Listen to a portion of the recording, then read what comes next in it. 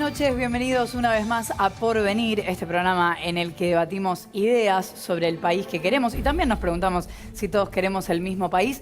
Y hoy nos vamos a dedicar a debatir sobre alimentación, sobre los modos de producir esa comida que comemos y también cuánto de todo eso tiene que ver en el sobrepeso y la obesidad, sobre todo en los chicos. La alimentación suele plantearse como una carrera entre el aumento de la población y el progreso tecnológico. Por ahora viene ganando la tecnología, pero la cantidad es en detrimento de la calidad. ¿Cuánto sale comer bien? ¿Por qué hay malnutrición en la Argentina, el granero del mundo? Todo eso nos preguntamos y lo vamos a debatir con Edgardo Rittner, médico especialista en nutrición, con Marco Filardi, integrante de la Cátedra Libre de Soberanía Alimentaria de la UBA, y con el doctor Julio Montero. Pero antes de empezar a debatir, y a los tres muchas gracias por estar acá, nos preguntamos, ¿qué fue cambiando en la dieta de los argentinos durante los últimos años? A ver.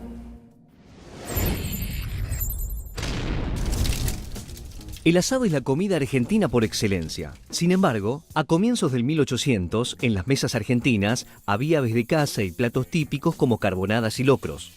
El gran aporte que va a tener la gastronomía porteña es a partir de 1880 con la inmigración. El caso típico es la pizza. La pizza típica italiana al principio era de venta ambulante, pero no solo los italianos, sino también no sé, los vascos con los productos lácteos, los franceses con la panificación artesanal. El paso de los años y el aumento de la población, sumado al proceso de industrialización y el intenso ritmo de vida, cambiaron poco a poco los hábitos. Hace 50, 60 años, las madres y los médicos competían por ver quién tenía el bebé más rollizo, el bebé más gordito, y eso se consideraba salud. Hoy lo que llamaríamos un plato equilibrado es totalmente diferente del plato equilibrado de la época de Doña Petrona. Esta receta es repetida debido a muchísimos pedidos. Según el Centro de Estudios sobre Nutrición Infantil, en los últimos 20 años disminuyó considerablemente el consumo de frutas, vegetales, legumbres, carne y leche. Y aumentó el de tartas, empanadas, hamburguesas, jugos en polvo y comidas preelaboradas. En este siglo XXI hay cada vez más alimentos ultraprocesados con colorantes, saborizantes y conservantes. Por un lado es el paraíso, la conservación, la mecanización, y junto a eso viene el infierno de la alimentación industrial, de los peligros de la alimentación industrial. Y vamos a empezar por preguntarnos si los alimentos de hoy son peores que los de antes, y para eso cada uno va a tener un minuto para responder. Si se pasan del minuto, no les quiero decir el drama que se va a vivir en este estudio. Vamos a empezar por Edgardo. Edgardo, un minuto. Muchas gracias. Si hay algo que caracteriza la alimentación actual, la del siglo XXI, ha sido el aumento y el progreso en un montón de variables. Principalmente la cantidad, hoy parece ser que nos juega en contra, pero la verdad es que la humanidad padeció de hambrunas.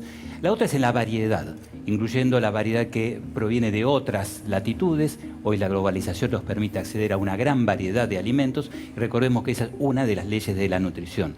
O sea, la variedad es importante.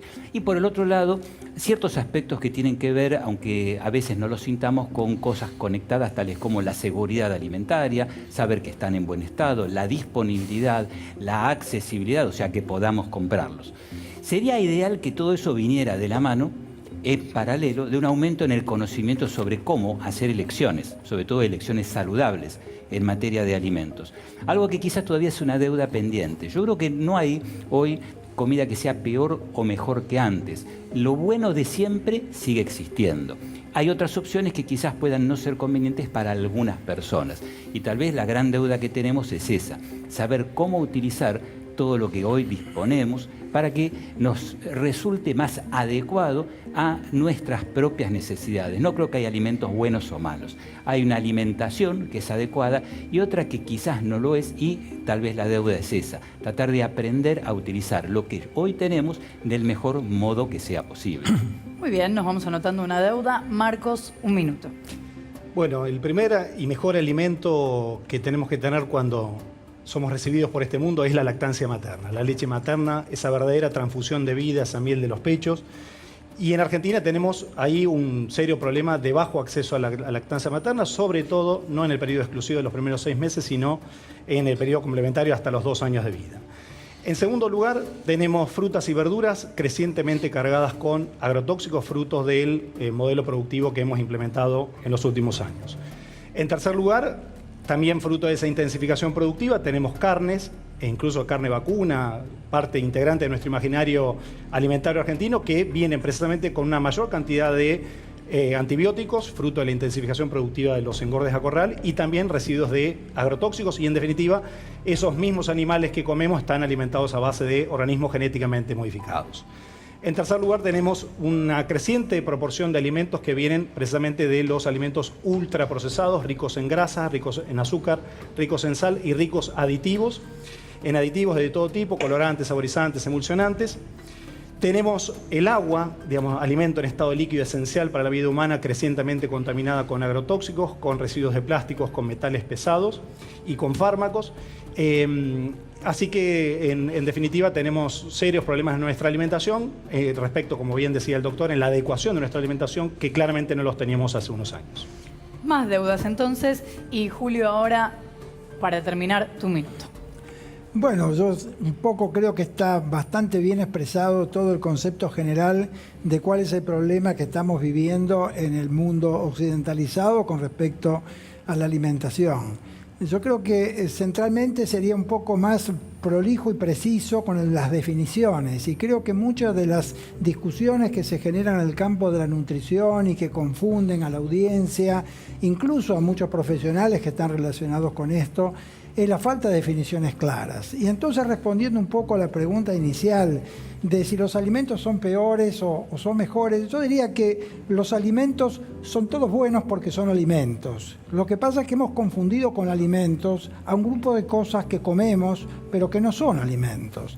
Y de esa confusión surge este modelo de rompecabezas que no conseguimos terminar de armar entre todos. Entonces, yo creo que si nosotros pudiéramos definir claramente cuáles son los alimentos, que son aquellos tejidos orgánicos que alguna vez han estado vivos, y los podemos distinguir de todo aquello que ha sido fabricado, que son formulaciones industriales, que las comemos pero que no tienen valor nutritivo porque no respetan la armonía de la naturaleza, entonces podría decir que los alimentos siguen siendo buenos y que el problema sería los que no son alimentos reales, sino que de alguna manera son una especie de hackers que están ocupando ese lugar. Para empezar entonces a dialogar un poquito entre todos sobre esto, la primera pregunta que tengo es, después de las descripciones que han hecho, ¿es caro comer bien? ¿De qué depende que comamos bien? Yo me permito iniciar las posturas con una frase que una vez en un consultorio me hizo una parejita muy joven que sintetizó en su humildad y en la sencillez de su lenguaje este concepto. Lo venimos a ver porque ahora que estamos un poquito mejor queremos aprender a comer bien. Es decir, sí, la respuesta es, con el esquema productivo habitual, por lo menos en la actualidad, comer bien, dependiendo qué defina uno como comer bien, que coincido con que habría que definirlo un poquito mejor, estamos hablando en términos genéricos, en general tiende a ser más caro. O sea, hay un índice que podríamos aprovechar que es, ¿cuál es el costo de un determinado nutriente o de la caloría, que es el que en salud pública más utilizamos? Y el costo de la caloría más barato en Argentina es el del aceite. También tiene que ver con la productividad, con una serie de cuestiones. Cuando comparamos eso contra el costo de la caloría, por ejemplo, en una planta de lechuga es 40, 50 o 60 veces más caro. Es decir, que conseguir la misma cantidad de energía o calorías comiendo vegetales nos va a costar un poco más. Y quizás esa, no quiero seguir acumulando deudas, pero evidentemente esa puede ser una tarea que a nivel de salud pública y a nivel de Estado podamos intentar modificar para apoyar a aquellos que tienen que decidir a veces su alimentación más con el bolsillo que con conceptos de salud. A ver, Julio, ¿podemos definir qué es comer bien? Bueno, me resultaría difícil poder transmitir este concepto tal cual podría llegar claramente a la población. Pero 2, 3 cosas para tener en cuenta. Comer bien sería comer lo que necesitamos de verdad. O sea, sería satisfacer las necesidades del organismo. ¿Y cómo lo sabemos? Y poder elegir a través de la sensorialidad. Ajá. Nosotros venimos dotados al mundo de un maravilloso radar que se llama sensorialidad, que todos los animales los usan para poder seleccionar lo que están comiendo, ¿no? Los únicos animales que le preguntamos a otro animal qué tenemos que comer y cuántas veces tenemos que comer y qué cosas somos los humanos, porque hemos perturbado nuestra sensorialidad. Ha sido vulnerada y realmente es un radar que ya no nos indica en la dirección que debemos ir, sino que está errático. Y entonces terminamos yendo a consultar con nosotros, con los nutricionistas, para preguntarnos qué tenemos que hacer para comer bien. Pero realmente las limitaciones que tiene la nutrición, como ciencia de la nutrición puesta ahora en el tapete, son muy grandes. Y tenemos como muchas diferencias en la manera de juzgar los parámetros de salud y cuáles son los verdaderos factores de riesgo y de bienestar. O sea que también es muy difícil poder asegurar cuando estamos dirigiéndonos hacia un estado de salud pleno a partir de los que estamos comiendo. ¿Y qué pasa, Marcos, con los ultraprocesados? ¿Son un problema para la salud? Desde nuestra perspectiva sí, porque en definitiva, como bien señalaba el doctor Montero, nos alejan de esos alimentos naturales y en definitiva nosotros decimos que son mercancías buenas para vender, es ricas en grasas, ricas en sal, ricas en azúcar y ricas en aditivos que en definitiva tornan a una mercancía palatable, rica, sabrosa, pero que es responsable en parte del incremento del sobrepeso y la obesidad, porque a partir de la ingesta de esos alimentos estamos incorporando una cantidad de grasa, de azúcar, de sal desmesurada. O sea, ahí lo sensorial nos ayuda, pero no funciona saludablemente. Sí, y nos ayuda en el sentido de que se tornan palatables, se tornan realmente sabrosos y la industria alimentaria bien sabe de esto y hace las pruebas a tal fin y si eso no ayudara, bombardea publicitariamente para que efectivamente terminemos consumiendo ese tipo de objetos comestibles no identificados, como nosotros les llamamos los OVNIs, ¿no? Y sobre todo problematizar los aditivos. Crecientemente esos ultraprocesados tienen saborizantes, emulsionantes, estabilizantes, colorantes de síntesis química y realmente no hay ningún estado que tenga las herramientas necesarias para garantizarnos que ese cúmulo de sustancias químicas en nuestro organismo no vaya a ser perjudicial para nuestra salud. Pero eso, así, perdón, Edgardo? ¿eso es un problema de gustos o de costos?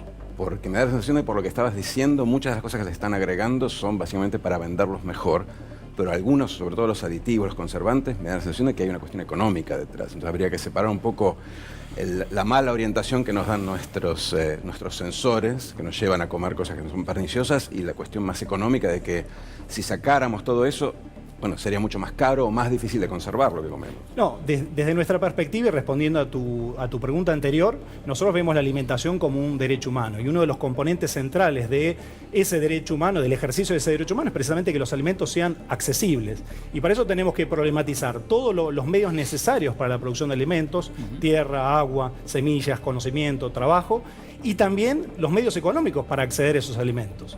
Si tenemos un 30% de nuestra población debajo de la línea de pobreza, un 7% de nuestra población debajo de la línea de indigencia, un alto nivel de urbanización, 94% de nuestra población viviendo en ciudades que no tienen acceso a la tierra para producir sus alimentos, tenemos que saber que estamos condenando a gran parte de nuestra población a la hora de ir al mercado a tener acceso a los alimentos más baratos, ricos en grasas, en azúcares rendidores, es decir, alimentos que llenan, pero que no necesariamente aportan al organismo todos los nutrientes que efectivamente necesita. ¿Coincidís, Edgardo, sobre los ultraprocesados? En lo que encuentro es que hay como partes en esto y que las partes quizás no tienen el suficiente acercamiento o intercambio, que sería bueno.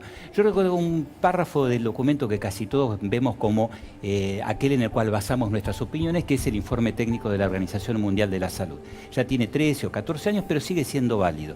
Y uno de esos párrafos es que invitan, como dice, a la ciencia, a la academia, a las autoridades y la industria a un diálogo constructivo. Hoy ese diálogo es escaso. En general, ¿cómo se mueven los sectores? Por sus intereses. Pedirle a la industria que sea abnegada o que priorice, por ejemplo, la salud por sobre su bolsillo, parece poco realista.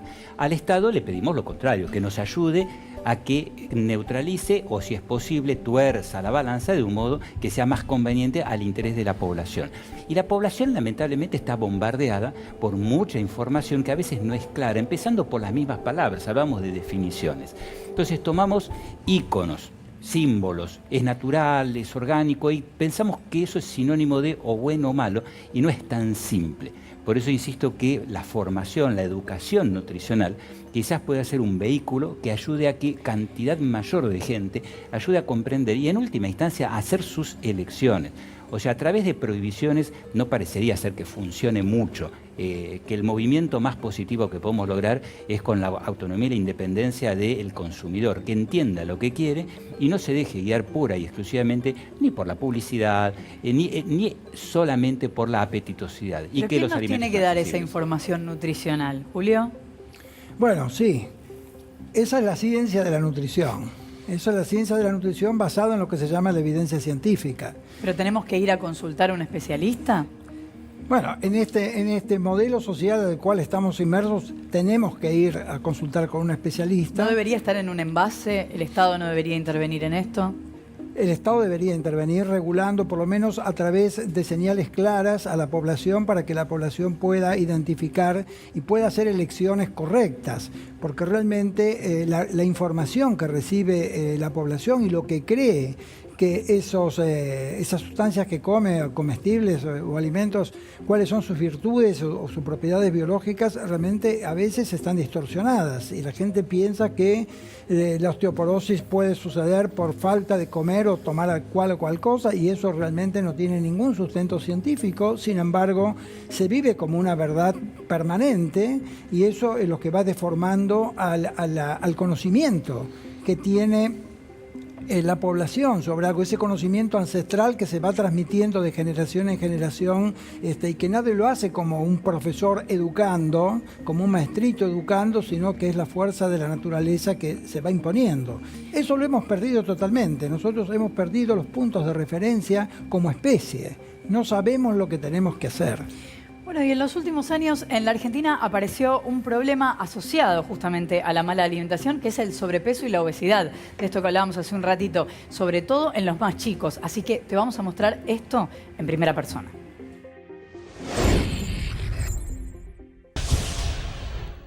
Julieta.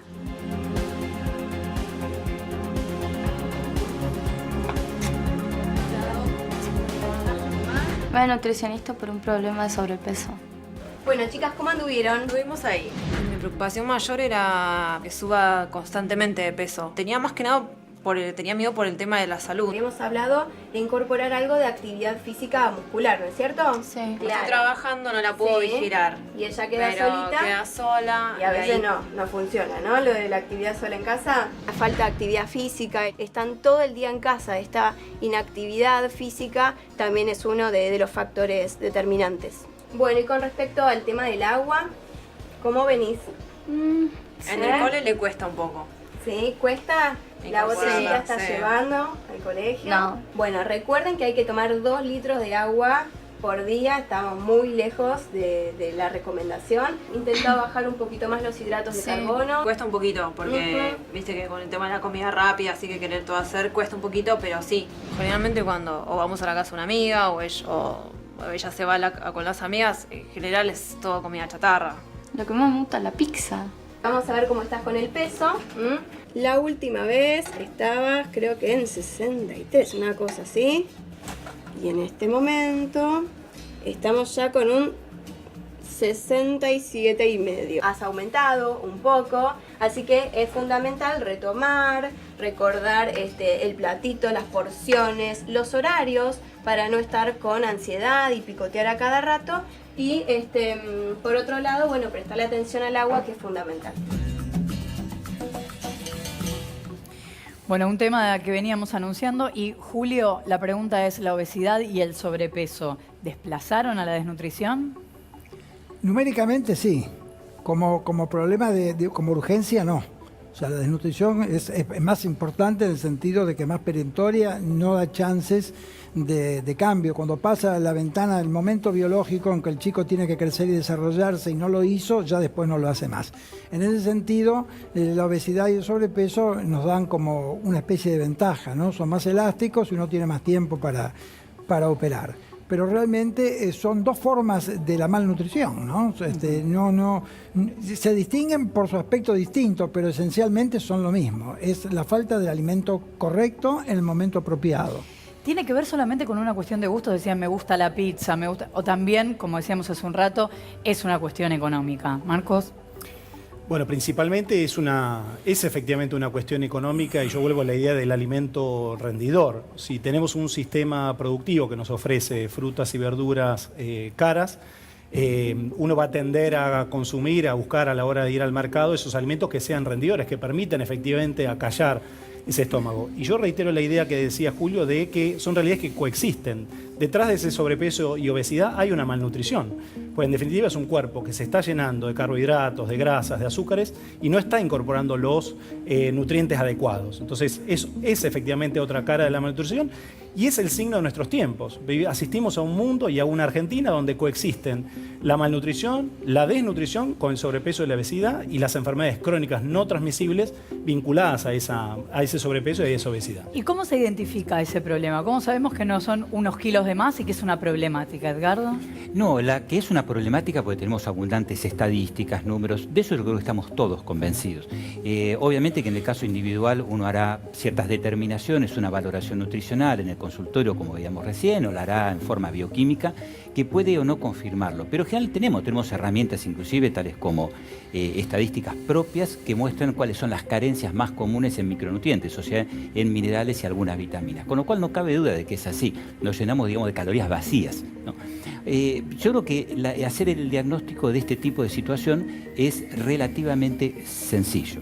El problema es tratar de establecer cuál sería una conducta adecuada. Por eso comentaba de que llevar a una persona a cambiar su hábito alimentario es quizás una de las tareas más difíciles que existen, como cualquier otro hábito. Y eso no se resuelve con una intervención individual ni puntual, es una estrategia.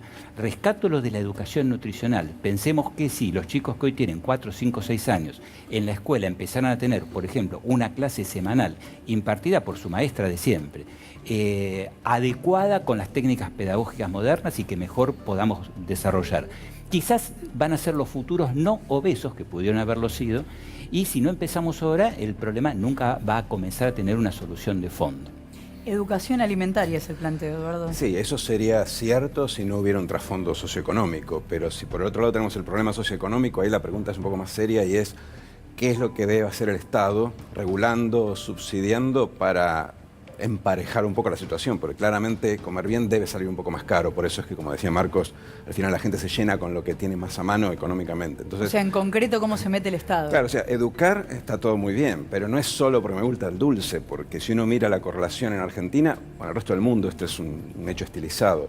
El problema de la obesidad es un problema socioeconómico, es un problema de pobres. Y entonces ahí la pregunta es, bueno, ¿cómo hacemos? ¿Por qué hay políticas públicas para otro tipo de problemas correlacionados con el nivel socioeconómico? Pero me parece que en este caso hay como un vacío. ¿Qué es lo que sugieren? A ver, Marcos, ¿cómo se mete el Estado? Bueno, efectivamente, desde nuestra perspectiva, el Estado es y debe ser el garante del ejercicio de ese derecho a la alimentación adecuada por parte de toda la población. Y esto implica que intervenga en la disponibilidad.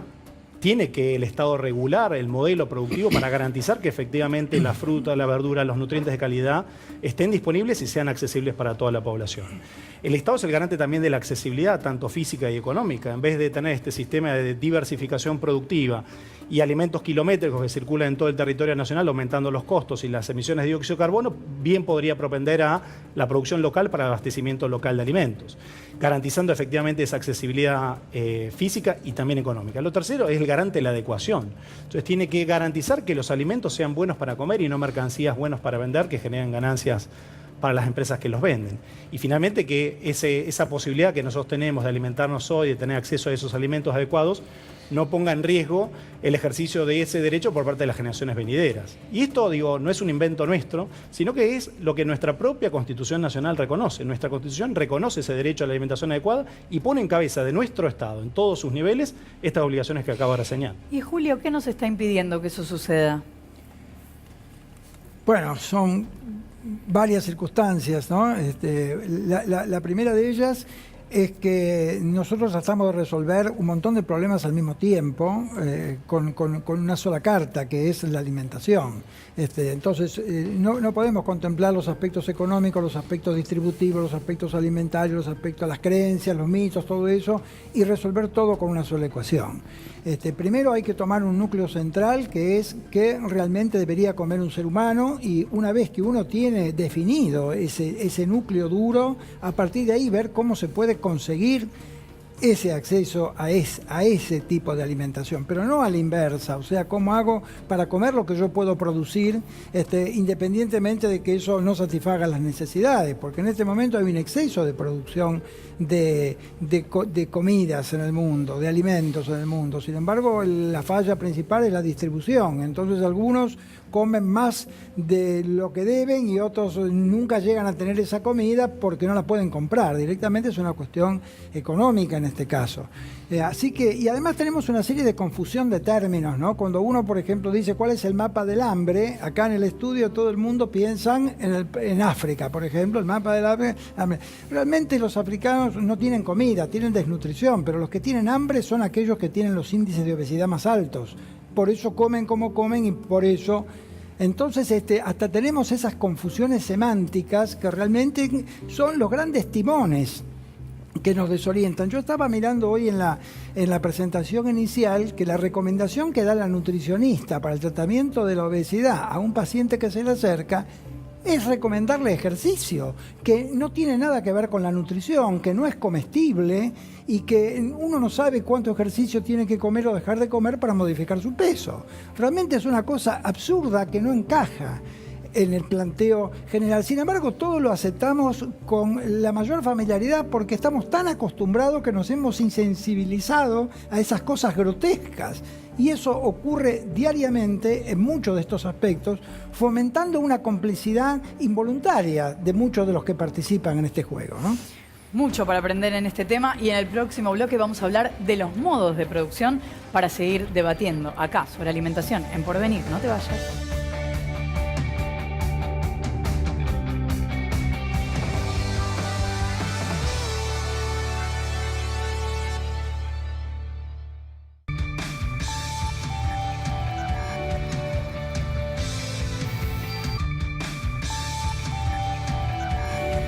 Muchas gracias a todos los que se fueron comunicando con nosotros en estos programas a través de nuestras redes. Y no se olviden que estamos en Facebook, en TV Pública Argentina, en Twitter y en Instagram, en @tv_pública, siempre con el hashtag Porvenir, así los encontramos. Y también nos encuentran en la web, en www.tvpublica.com.ar. Argentina fue bautizada a comienzos del siglo XX como el granero del mundo, lo decía Eduardo hace un rato. La pregunta es si todavía es así. ¿Qué es lo que estamos produciendo ahora? Bueno, ¿a dónde va eso que producimos? Una radiografía justamente de eso en números.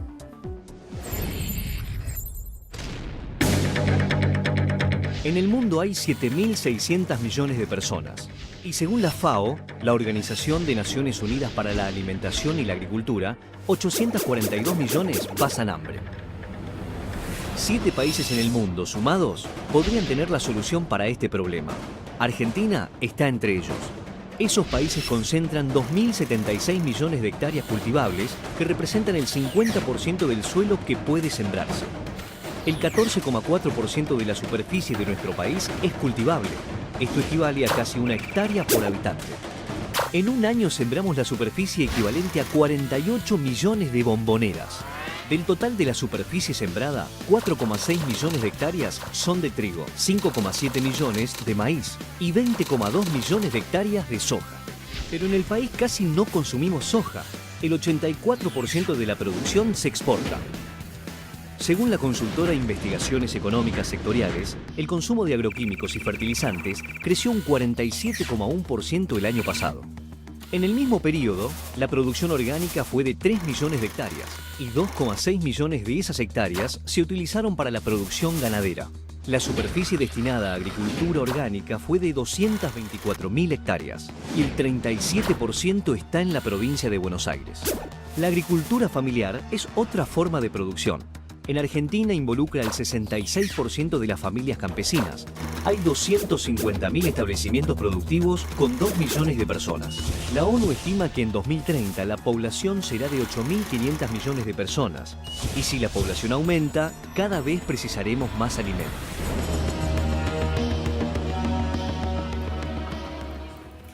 Bueno, hablábamos de la regulación del Estado en general y se tiene que meter también en los modos de producción, Edgardo.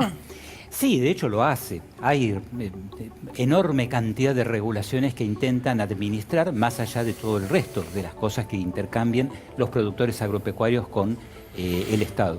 Pero yo creo que fundamentalmente el punto pasa por lo siguiente. Estamos satisfechos con nuestro sistema de producción actual y espero que casi todos digan no, tiene que ser perfectible y mejorable. Todo tiene que serlo. Tendría que ser amigable para las tres partes involucradas. Primero que nada, para el consumidor, que somos todos comen. Segunda, tendría que ser más o menos amigable también para el ambiente en el cual vivimos, o sea, para el planeta. Y además también, no debemos olvidarnos, tendría que ser amigable para el productor, que vive de eso, se esfuerza y se sacrifica. Con lo cual creo que el debate no es tanto si lo de hoy es bueno, porque seguro que podría ser mejor, sino cómo hacemos para mejorarlo, para involucrar a todos los sectores por igual, atender todos los reclamos e ir evolucionándolo, porque hay una cosa que es clara. Lo que hoy tenemos es de aquello de lo cual comemos hoy y, como se veía en el informe, probablemente una buena parte del mundo no pueda darse el lujo de hacer cambios drásticos, más allá de que no creo que existan cambios tan drásticos. Tenemos que plantearnos un camino posible y en ese sentido creo que influenciar en las decisiones que tome, sobre todo el sector productivo, es el gran rol del Estado, establecer el marco regulatorio y establecer las prioridades y tratar de lograr que se marche en ese camino. Pero si no hacemos cambios tan drásticos, Marcos, por ejemplo, la cantidad de soja que se produce acá y que no se consume acá, ¿tiene sentido? No, efectivamente, lo primero que querría decir es que un poco a partir del video sobrevuela la idea de que el problema puede estar en la disponibilidad de alimentos y en la producción. Y lo que hay que desmitificar es ese basamento de una vez y para siempre, porque ya en el año 2000, la Organización de las Naciones Unidas para la Agricultura y la Alimentación demostró que estábamos produciendo alimentos para 12.000 millones de personas. El gran problema de nuestro modelo alimentario dominante es que no está pensado, no está orientado a la producción de alimentos, sino a la producción de dinero, como diría Bill Mollison. Y ciertamente en Argentina es un ejemplo de esto. Muchas veces nos llenamos la boca diciendo que Argentina produce alimentos para 400 millones de personas, pero no es eso lo que estamos produciendo. Nosotros estamos destinando el 60% de nuestra superficie cultivada a un solo monocultivo, que es la soja transgénica resistente a herbicidas. Si le sumamos el maíz y le sumamos el algodón, estamos hablando ya del 75% de toda nuestra superficie cultivada. Lo cual no es para alimentar a los argentinos. Claramente que no. El objetivo principal es destinado a la exportación para el engorde del ganado, principalmente en China y en Europa, y para la producción de agrocombustibles. Hace poco, cuando se discutió lo del biodiesel, quedó en evidencia que el 25% de toda la producción granaria en Argentina está destinada a la producción de agrocombustibles. Esto que nosotros llamamos la energía del hambre, una energía que dista mucho de ser limpia. Entonces, estamos destinando como país el 75% de nuestra producción alimentaria a la producción de energía y al engorde del ganado, que tampoco es para alimentar a los hambrientos del mundo. Porque muchas veces detrás de este discurso pensamos que vamos a ir a alimentar al África hambrienta, y en realidad estamos alimentando a las clases medias y altas que pueden o comer esa proteína animal o que pueden efectivamente llenar el tanque de nafta con un agrocombustible. Entonces, el punto central es ese. ¿Qué modelo productivo alimentario tenemos que garantice el acceso primero a nosotros, a los 43 millones de personas, a una alimentación adecuada? Y efectivamente luego tenemos toda la potencialidad a través de nuestros bienes comunes naturales de ofrecer alimentos al mundo de calidad, diversos, nutritivos, variados, y no esto que le estamos ofreciendo, que es una soja transgénica con residuos de agrotóxicos alarmantes. ¿Pero eso puede ocurrir y que sea rentable, Edgardo? Yo creo que sí, todo puede ser rentable. Por eso creo que el marco regulatorio que puede ofrecer el Estado es probablemente la herramienta ideal para orientar la producción. Insisto, no creo que pueda haber cambios bruscos y que todo cambie en un día, eso es irreal. Pero sí que se pueden establecer caminos dando prioridades. Si nosotros tomamos como prioridad mejorar la disponibilidad de alimentos para la población, se establecen ciertos caminos. Primero hay que tener fe en eso, creer y poder ejecutar ese tipo de medidas. La segunda es, si nosotros le marcamos el camino claramente al productor, tanto el productor primario como al transformador, a la industria de alimentos, la industria se va a adaptar. No creo que fracase en eso. Se va a adaptar como siempre se adaptó y tendrá que hacerlo, no hay otra. Y finalmente no nos olvidemos de todo el resto de la población que somos el 100%. Tenemos que aprender a comer. Sigo insistiendo con lo de la educación porque en última instancia lo que se produce responde a lo que se demanda. Y si intentamos ofrecer aquello que no tenga aceptación, finalmente tampoco va a haber alguien que esté dispuesto a pagar por comprarlo y comerlo. O sea, hay algo de la responsabilidad propia, hay algo en lo que tenemos que meternos nosotros, Julio, más allá de los modos de producción. Bueno, siempre hay una intervención de cada uno en tomar alguna decisión, pero realmente los que están creando las condiciones de la alimentación son aquellos que fabrican el mundo que nos rodea. Si nosotros pudiéramos sacar todos los ciervos del África y los reemplazamos por conejos, los leones terminarían comiendo conejos que tienen mucho menos prestigio que los ciervos, pero no les quedaría más remedio. Entonces, si a nosotros nos rodean de sustancias comestibles que tienen un poderoso atractivo sobre el ser humano, es como enfrentar al Dr. Jekyll con Mr. Hyde. Alguien que razona, pero después cuando llega el momento de tomar las decisiones, el instinto, o sea, Mr. Hyde, que es la parte adictiva de nuestra personalidad, es la que va a salir primero y es la que va a tomar las decisiones. ¿Son utopías, Eduardo? Bueno, yo no quiero entrar en contradicción con los panelistas, prefiero que se peleen entre ellos, pero sí es cierto que ha habido algunos experimentos de direccionamiento de la producción, sobre todo de alimentos. No vamos a hablar del de Camboya, de Pol Pot, pero acá recientemente en Argentina se ha prohibido la exportación para abaratar alimentos, se forzó la liquidación de vientres en algún momento y nos quedamos con carne más cara. Quiero decir, tampoco me parece que está tan claro que simplemente ordenando o forzando el aparato productivo a producir primero para adentro, para luego vender el excedente, se llegue a un equilibrio que sea superior al que tenemos ahora. Quería simplemente mencionar eso, salvo que estén por ahí sugiriendo alguna otra cosa, algún otro tipo de intervención más blanda. Pero lo que es forzar el aparato productivo lo experimentamos relativamente de manera reciente y no dio los resultados esperados. Se me ocurre que Marcos no va a estar del todo de acuerdo. No, porque efectivamente, más allá de discutir la inteligencia o no de tal o cual medida en particular, lo que ciertamente tenemos que pensar es otras políticas públicas. Y tenemos que demandar también nosotros otras políticas públicas que son urgentes. Se hizo mal, pero es por ahí. Efectivamente, y desmitificar esto de que el mercado por sí solo, con sus reglas, nos va a garantizar una alimentación adecuada para todos. Esto también ya está demostrado que no es así. Pero vos ahí se requiere una voluntad concreta, colectiva, a través del Estado en todos sus niveles, que oriente ese proceso productivo, porque si no, terminamos teniendo lo que tenemos hoy. El 60%, reitero, está destinado a un solo monocultivo. Y yo quisiera poner el foco también sobre otro de los aspectos que destacó el video, el uso de los agrotóxicos en nuestro país. ¿Sí? Este modelo productivo se sostiene a base de 41 eventos transgénicos resistentes, 38 de ellos son tolerantes a agrotóxicos. Estamos volcando por año 400 millones de litros de agrotóxicos en cada campaña, de 4.636 formulaciones comerciales distintas aprobadas por el Estado. Es decir, también ese Estado que el año pasado autorizó 264 nuevas formulaciones comerciales. Es decir, estamos sometiendo a nuestros pueblos fumigados, a 14 millones de personas, realmente a un laboratorio a cielo abierto. Y como abogado de los pueblos fumigados también veo esto en los territorios: el aumento de los cánceres, el aumento de las malformaciones, el aumento de las enfermedades crónicas no transmisibles, el aumento de los trastornos neurodegenerativos vinculados a la exposición de esos agrotóxicos. Y eso también nos llega a nosotros a los consumidores, nos llega a través del agua que bebemos, nos llega a través de los alimentos que comemos, que vienen con una carga importante de agrotóxicos, y nos llega también a través del aire que respiramos. Entonces, tampoco como consumidores hemos elegido tener transgénicos en nuestra alimentación, agrotóxicos en nuestra alimentación, antibióticos en niveles alarmantes en nuestra alimentación, sino que el modelo productivo, librado por sí solo las reglas del mercado, nos está ofreciendo eso. ¿Coincide Edgardo en esto? Parcialmente. En medicina, creo en la medicina basada en la evidencia. Entonces, cuando uno lanza una hipótesis, luego tiene que encontrar el soporte con las reglas habituales de la ciencia, o sea, trabajos publicados, qué caracterizará en cuanto a su nivel de profundidad y seriedad y aceptación. Y la verdad es que no hay consenso en ese aspecto. O sea, evidentemente hay intereses de todas las partes. Eso tiñe un poco de subjetividad la realización y el entendimiento, comprensión, lectura e interpretación de esos estudios. Pero a lo sumo podría, siendo generoso, decir no hay evidencia contundente de que estemos siendo envenenados. Por lo tanto, por lo menos lo dejaría en un terreno de profundización necesaria, de más estudio, que sería ideal no tener ni siquiera la duda, coincido totalmente, pero insisto, es lo que tenemos. Hoy eso es lo que está, que nuestro norte, nuestro horizonte puede hacer. Puedo mantener la productividad, seguir alimentando una población que va a crecer, no solo en el mundo, sino acá también. Y hacerlo de un modo mejor, sí, creo que ahí nos vamos a poner todos de acuerdo.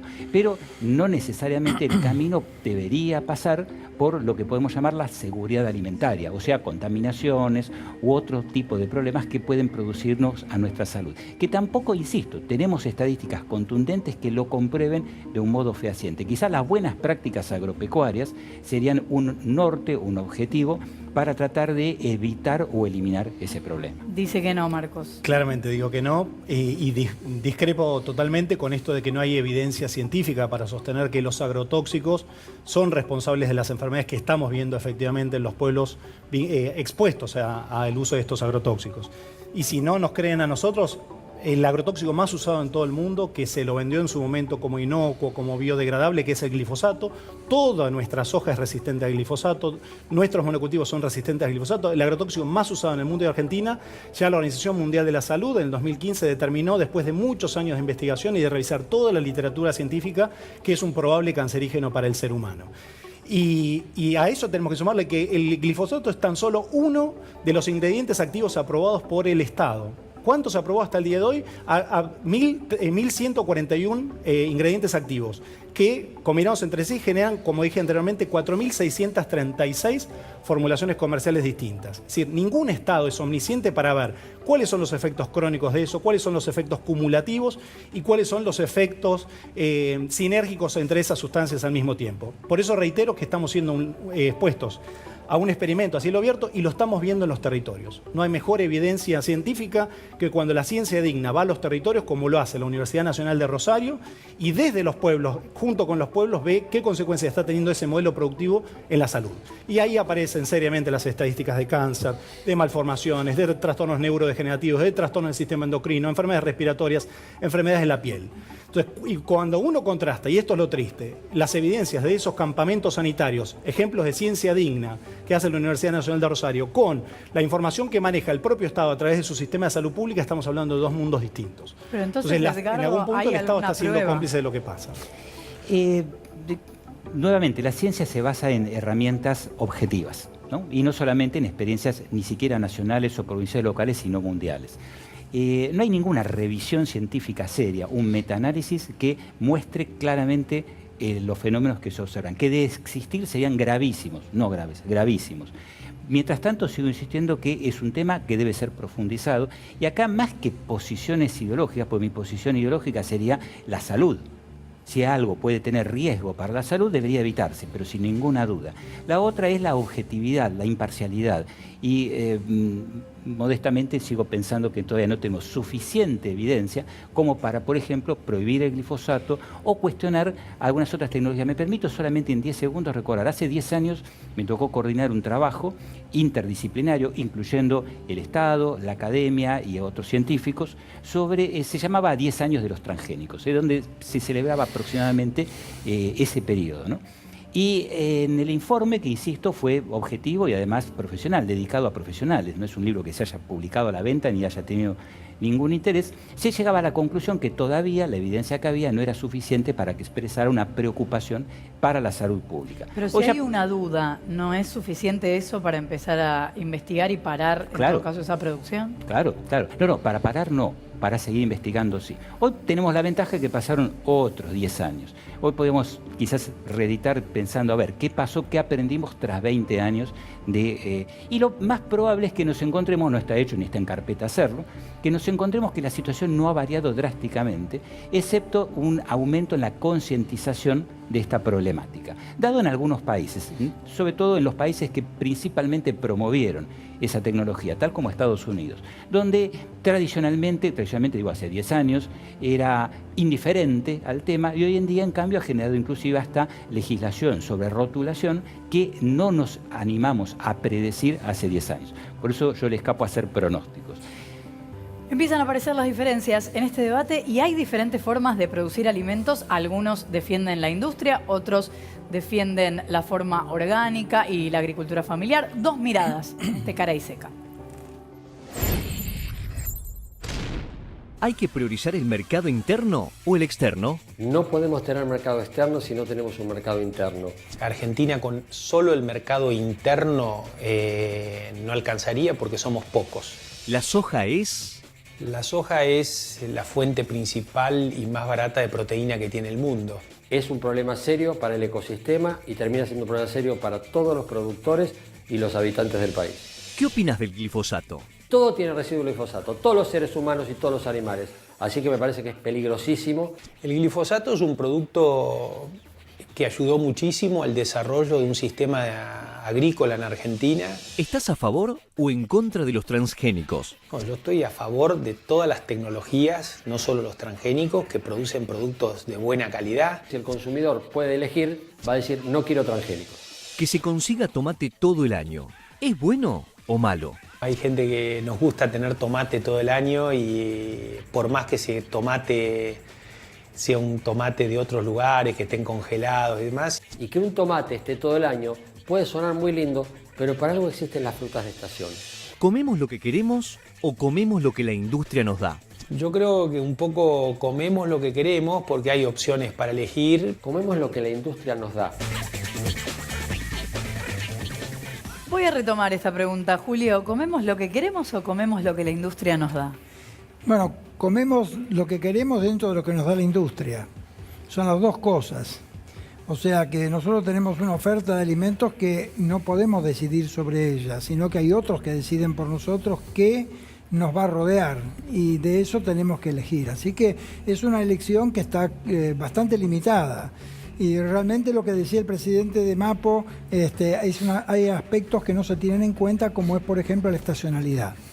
Esta producción continua y esta oferta continua rompe los ritmos biológicos que tienen los individuos. Nosotros tenemos una cierta coordinación con el universo, vivimos acompasados con los ritmos de la creación y cuando se rompen esos ritmos se empiezan a producir enfermedades.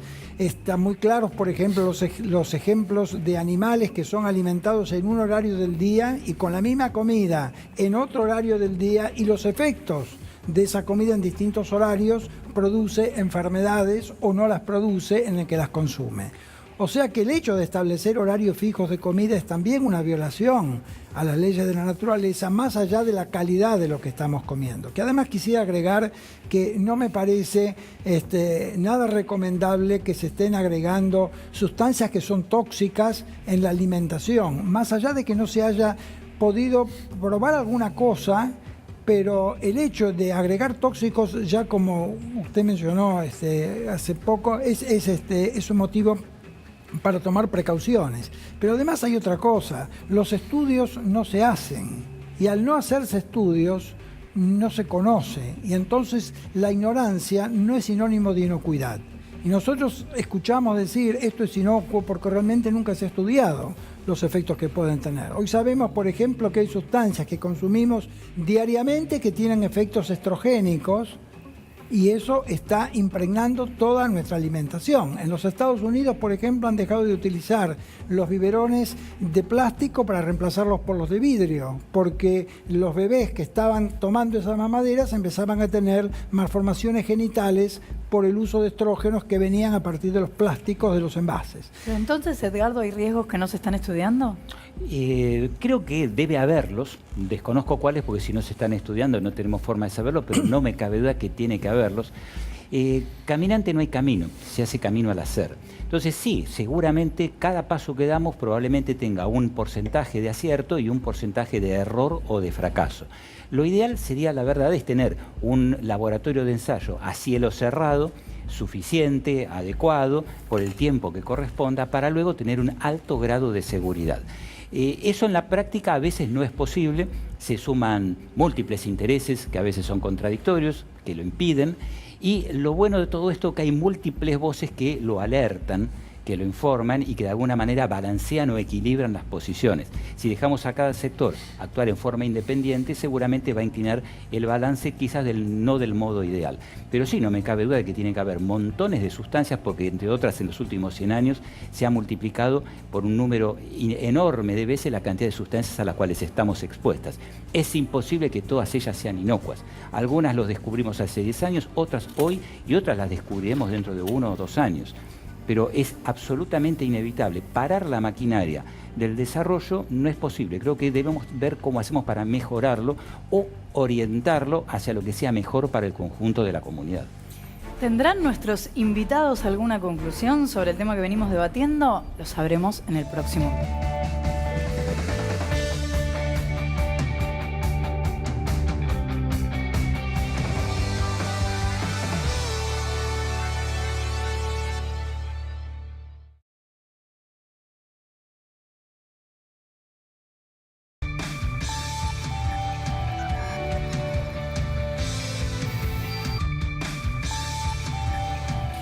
Fueron surgiendo algunas ideas y vueltas sobre el tema de alimentación. ¿Nos quedó algo pendiente, Eduardo?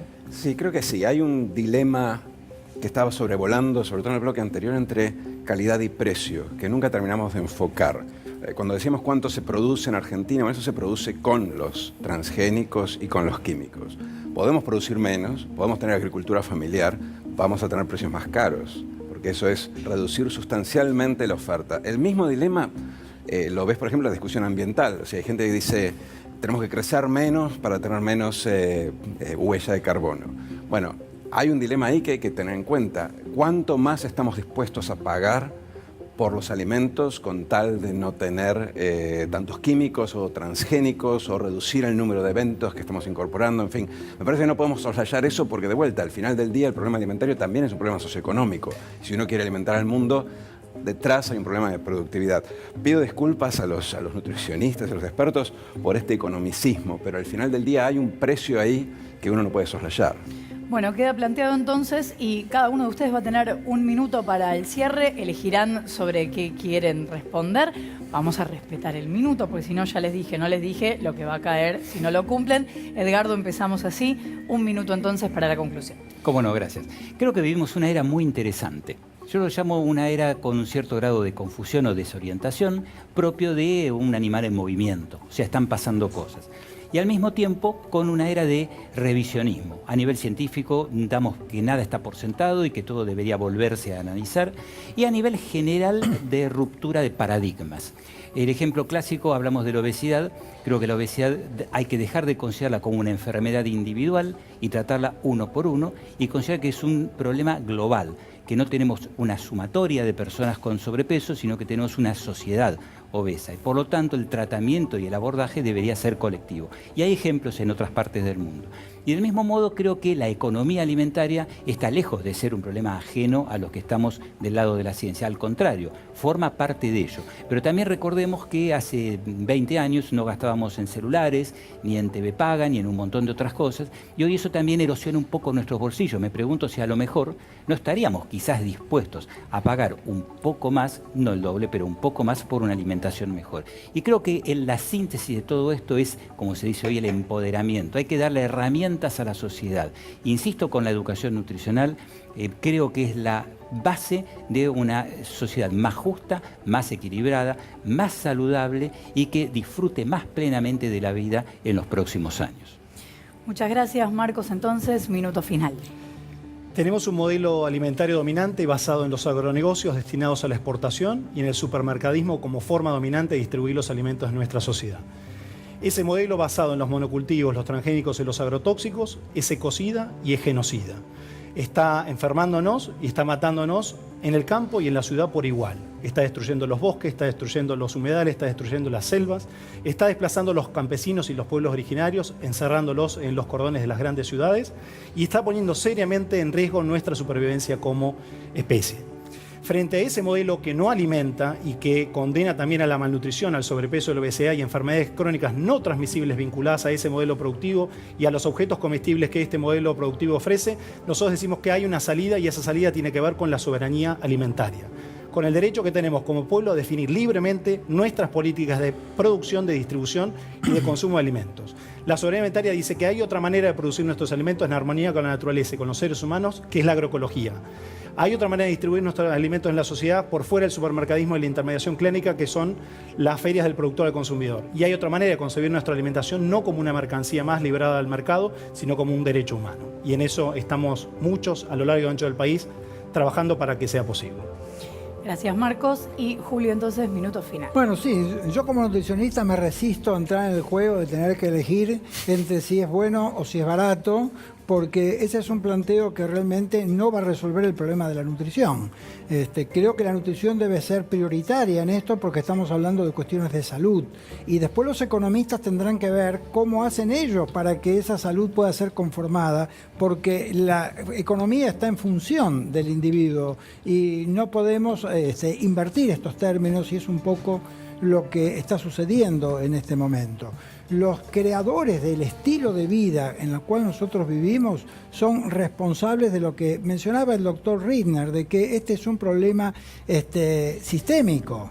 Y los individuos no somos capaces de crear individualmente los sistemas, sino que los sistemas de alguna manera condicionan los comportamientos de los individuos, que después se mueven con naturalidad dentro de ese ámbito que les han generado a su alrededor. Por lo tanto, esto es un llamado a los gobiernos para que se ocupen de resolver el problema sistémico. Y en este sentido, la Organización Mundial de la Salud y la Organización Panamericana de la Salud han generado un sistema de perfil de nutrientes que va a permitir un etiquetado frontal de todos los alimentos que va a orientar a la población acerca de cuál debe ser la selección correcta de los alimentos, y de esta manera empezar a cortar este proceso sistémico que es irresoluble desde el punto de vista individual. A los tres, muchísimas gracias por estar. Muy interesante el debate. Y Don Julio me devolvió la pelota. Sí, te la devolvió. Bueno, la llevo a casa, porque se acabó el tiempo. Sí. Te la llevas y nos vamos todos pensando. Mucho para pensar entonces sobre alimentación y sobre muchos otros temas que vamos a seguir debatiendo acá a las 8 los sábados en Porvenir. Te esperamos.